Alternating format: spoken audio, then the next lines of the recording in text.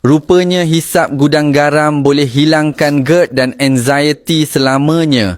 Memang tak sangka aku boleh terus merokok. Tapi GERD dan gastrik makin pulih. Aku tahu ayat ni nampak macam tak logik. Tapi tu yang aku percaya dulu. Sampai satu hari, badan aku sendiri tunjuk kebenaran yang sebenar. Aku ni jenis kuat kerja. Pagi sampai malam tak berhenti. Rokok dah jadi benda wajib lepas makan, lepas stres, lepas fikir masalah. Aku ingat bila hisap rokok, aku tenang. Perut rasa lega. Jiwa rasa lapang. Tapi aku silap besar. Apa yang aku ingat ubat, sebenarnya racun yang perlahan-lahan bunuh aku dari dalam. Satu malam, aku tengah drive balik kerja. Tiba-tiba perut rasa pedih. Dada rasa macam ditikam.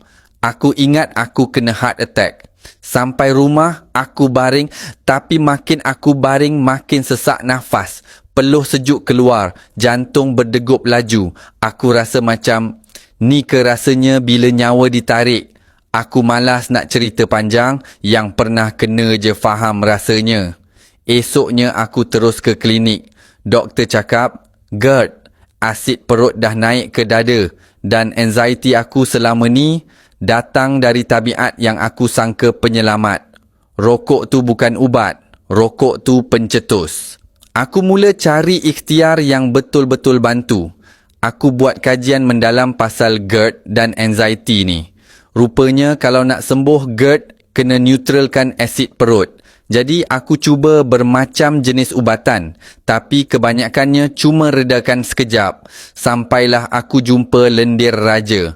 Gabungan herba semula jadi bantu neutralkan asid perut, elakkan lapisan perut dari terhakis asid dan legakan pedih ulu hati, dan paling aku suka, dia bantu redakan gelora jiwa. Sejak amalkan 2 biji pagi dan malam, aku makin stabil.